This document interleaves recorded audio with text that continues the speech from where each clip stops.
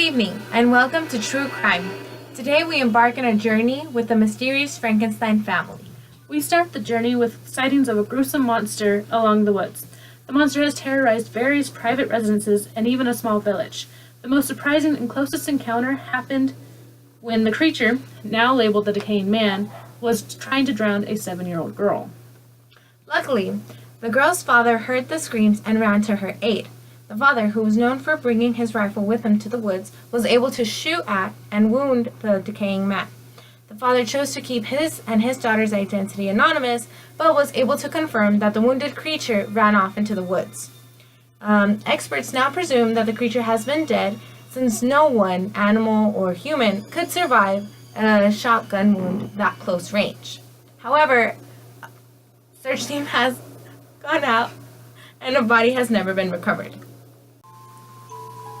Our next top story is also shrouded in mystery. We've been following the Frankenstein family cases since the beginning, starting with the case of William Frankenstein, the youngest of the family. William's caretaker had let the child play in the woods by his house. William was not coming home, and the caretaker was immediately suspected when William's strangled body was found. Caretaker Justine was searched and found to be possessing the William's cherished locket. Police soon concluded that the only reason Justine had the locket was because she had killed William and wanted to keep a memento of the killing. This evidence was presented to a jury who decided Justine would be charged with child neglect for allowing William to be out in the woods by himself for such long periods of time. She was also charged with the murder of William and was sentenced to death by the electric chair. The head of the household, Alphonse Frankenstein, couldn't believe that Justine, someone who he trusted and was really close to his family, could do such a thing. So he took it upon himself to hire a private investigator to get to the bottom of who killed Willie, and hopefully get Justine's name cleared. Unfortunately, Justine died just before the private investigator was able to reopen the case. However, the investigator was able to conclude that the hand marks on William's neck when he died were not made by Justine. Her hands were way too small to fit the big gaps that were in between the fingers. However, this finding does not actually bring answers. It brings more questions that we started with. Who could have done that? The second Frankenstein-related case that has investigators perplexed is the case of Henry Clerval. Henry's death is just as mysterious as William's. Henry's body was found by Victor Frankenstein in a mangled state in his own home.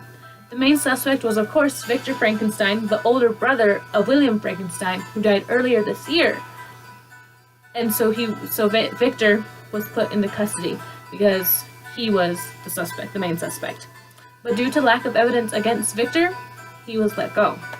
The most interesting part about these two cases is what connects them. They were both found, William and Henry, with the same strangle marks on their necks, even though they were miles apart.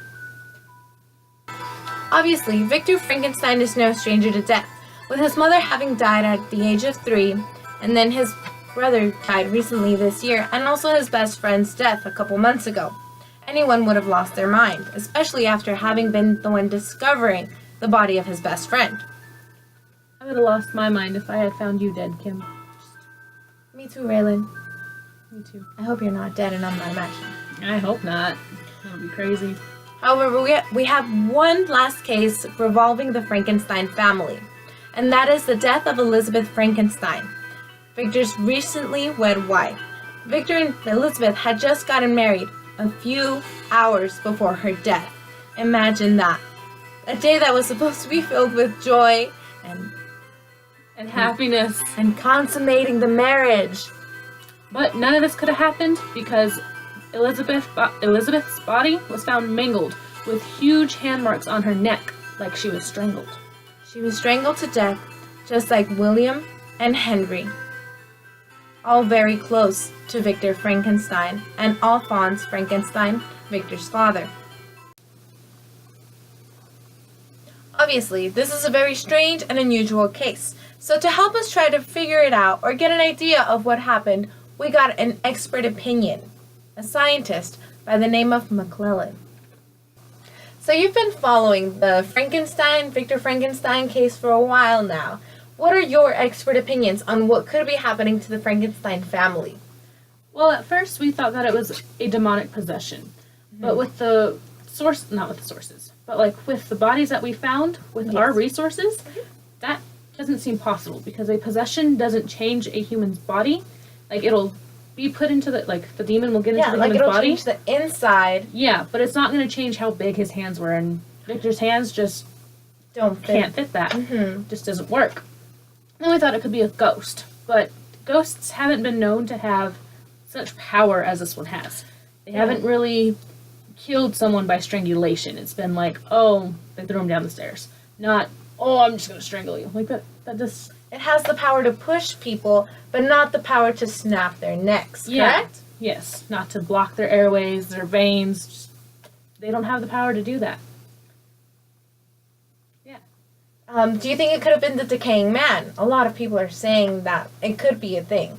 See, with the decaying man, his body's decaying. It's in his name. He's made of dead body parts, as we think anyways. That's the only reason why he could be decaying at this rate. And so the rate that he is decaying is a little too fast, and there would be no way for him to be spotted one day and still be walking the next. His body would just stop working. He'd be dead. He is dead. I guess that answers all my questions. There's nothing else that I have any ideas to add. It's not vampires. Vampires don't snap necks. They drink the blood, correct? Yeah. Do you have anything else you would like to add? It also can't be a ghost, like, back to the ghost thing. Because it can't be a ghost because we've actually been having a priest come over and blessing the house and everybody in the house and everybody associated with Victor Frankenstein.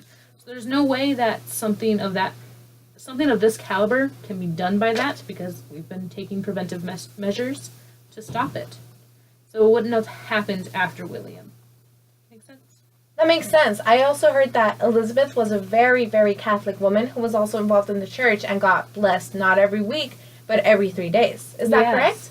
Yes, it is. Like, the priest that we have is actually the priest that was doing her blessings.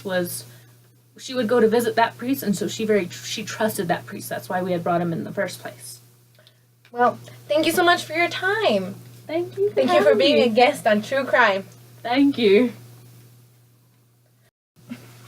Next, we have for you today on True Crime a very special person, and we were able to get an interview with Dr. Victor Frankenstein himself. How are you doing today, Dr. Frankenstein? Very good. Thank you for having me on True Crime. It's a pleasure to have you. We're so excited that you were able to get time in your schedule and came just to talk to us. Like, we're so excited. Thank you for inviting me. Thank you for coming, again, Okay, so, let's get down to business.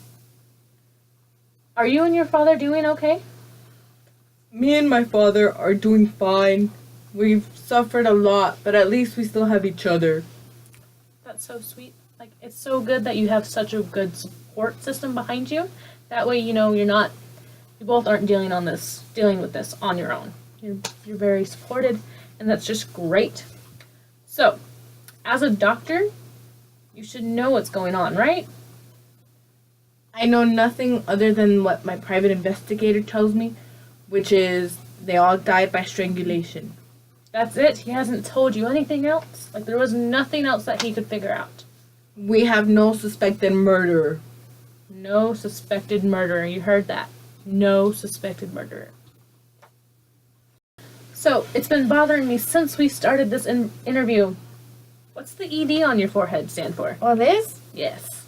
This stands for educated doctor. Educated doctor. He had to make it known that he is a doctor. Because that's what he is. I went to university for this. I deserve this title. You sure do, because I heard you went to the University of Ingolstadt in Germany. How was it? Well, I love Germany. A lot of culture. I got to room with my best friend Henry, which I miss very, very dearly. I'm so sorry for your loss. Again, that must be so traumatic. It is, but I'm working towards a better life.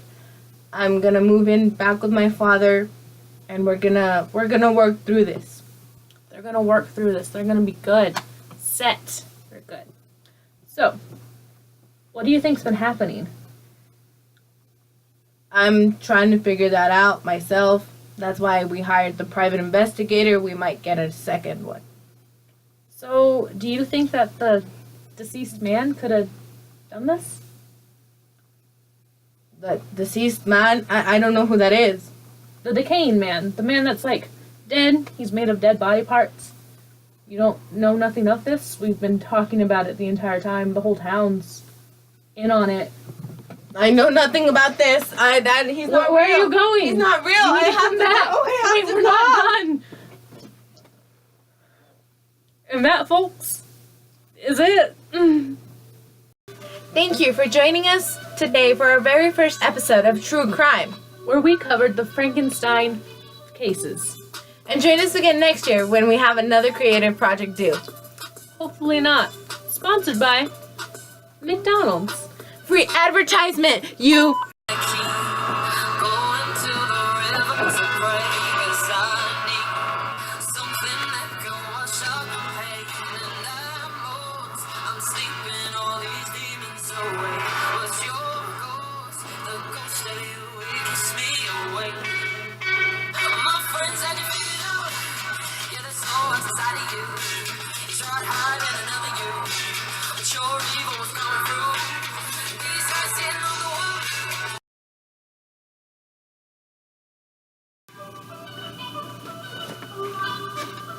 Thank you for joining us. That threw me off.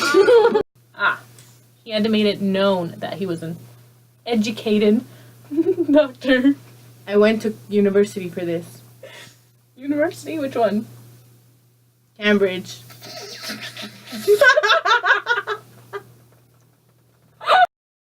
Is that Yes. correct? Yes, it is. Like, the priest that we have is actually the priest that was doing her blessings. She would go to visit that priest, and so she... On True Crime. Thank you. I will murder you! This isn't funny. More questions than they have answers. I'm sorry. I feel weird just sitting here. Don't you feel weird just sitting here? No? No? Yeah. Well, what are you gonna do? Just these hands.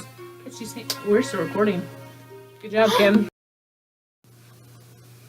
The second... Oh, damn it. Put the music on. Oh. We can just then cut start that moving. out. Yeah. I pressed play. Yeah, I did. It's playing. Yeah, it is. Okay.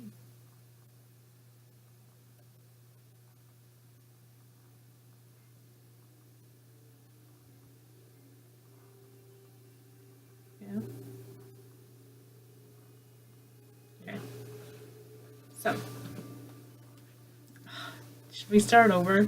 This is 33 seconds.